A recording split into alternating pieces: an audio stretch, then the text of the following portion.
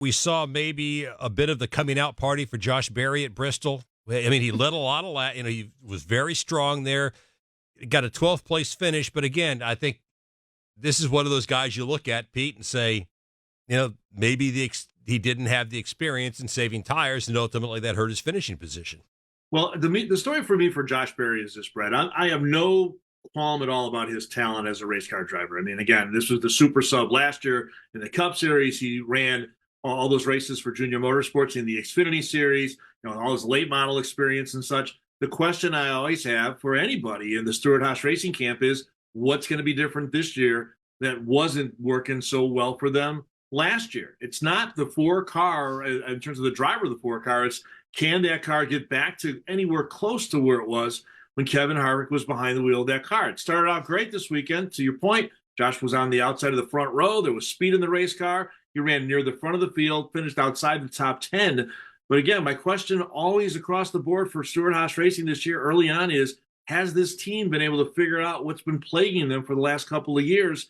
If they do have it figured out, I have no question that Josh Berry and Rodney Childers in that 4-car could be a good potent pair. And, maybe you could see that car to the front of the field, but I need a little larger sample size in the first 5 races of what I've seen so far this year. How much do you think, Kelly, to Pete's point, in addition to what's gone on at Stewart-Haas the last couple of years, there are a lot of rumors rumbling around right now about what the future of Stewart-Haas is. We know this is their last year with their contract with Ford. There are a lot of people wondering if they're going to dump a couple of the charters after this season because, Tony's not around. Gene Haas has not been feeling, he's been battling some illnesses. I mean, how much does that affect what's going on over there? Well, I mean, those rumors, to be fair, have been around for the last couple of years, right? It seems like every year there's always a rumor about dumping charters. There's always rumors about changing drivers. There's rumors about, Tony doesn't care, Gene's not around, what's going on, who's really running Stewart-Haas. It's one thing after another. So I think, yes, internally it's probably exhausting for all of them. And let's be honest, they're human, right? Anybody who's associated with Stewart-Haas Racing is human. It probably does wear on you.